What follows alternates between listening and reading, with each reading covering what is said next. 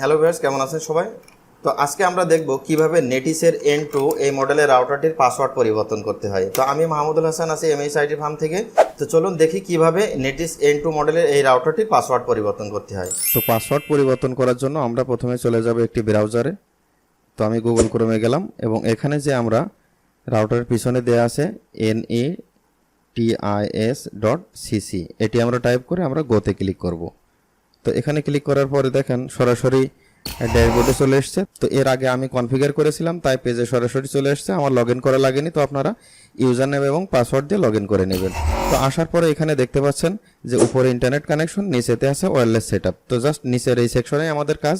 Password পরিবর্তন করার জন্য উপরে কিন্তু যে পাসওয়ার্ড লেখা দেখা আছে বা ইন্টারনেট কানেকশন, এখানে কিন্তু কোনো সময় আপনি কিচ্ছু করবেন না, তাহলে কিন্তু আপনার ইন্টারনেট চলে যাবে। অর্থাৎ উপরের সেকশনটা কিন্তু শুধু আইএসপি থেকে যে ইউজার নেম এবং পাসওয়ার্ড দেওয়া আছে ঠিক সেটাই কিন্তু এখানে বসানো রাখতে হবে, ঠিক আছে? যেমন এখানে এই যে আই বাটনে আমি ক্লিক করেছি, দেখতে পাচ্ছেন ইন্টারনেট কানেকশন এবং কানেকশন টাইপ পিপিওই। তো asif@mh এবং asif12 এটি হচ্ছে যে বাই ডিফল্ট এইভাবে থেকে যাবে, এখানে আপনারা হাত দিবেন না, ঠিক আছে? তো আমরা শুধুমাত্র রাউটারের পাসওয়ার্ড পরিবর্তন করার জন্য এখানে নিচে দেখতে পাচ্ছেন ওয়্যারলেস সেটআপ এমএসআইটি এবং এমএসআইটি 5G দুইটা আমরা এসএসআইডি এর নাম আমরা দিয়েছি, ঠিক আছে? তো এর নিচে আমরা দেখতে পাচ্ছি পাসওয়ার্ড এবং আই বাটনে ক্লিক করলাম।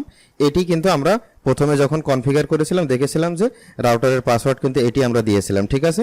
তো এখানে আমরা ক্লিক করব এবং এটি কেটে দিচ্ছি এবং আমরা এখন নতুন একটা পাসওয়ার্ড দিচ্ছি। সাপোজ NAME2023 একটা স্ল্যাশ দিলাম।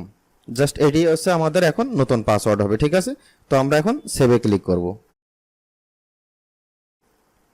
তো দেখতে পাচ্ছেন সেভিং পার্সেন্টেজ উঠছে এবং উপরে দেখতে পাচ্ছেন ওয়াইফাই আইকন কিন্তু চলে গিয়েছে।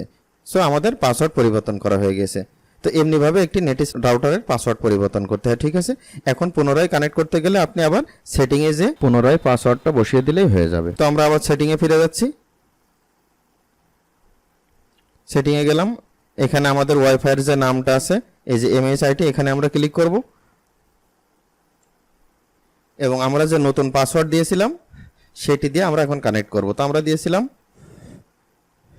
NAME2023 এবং একটা স্ল্যাশ দিয়েছিলাম, ঠিক আছে? এখন আমরা কানেক্টে ক্লিক করব। হ্যাঁ, তো আমরা দেখতে পাচ্ছি যে আমরা পুনরায় রাউটারের সাথে কানেক্টেড হয়ে গিয়েছি, তাই না?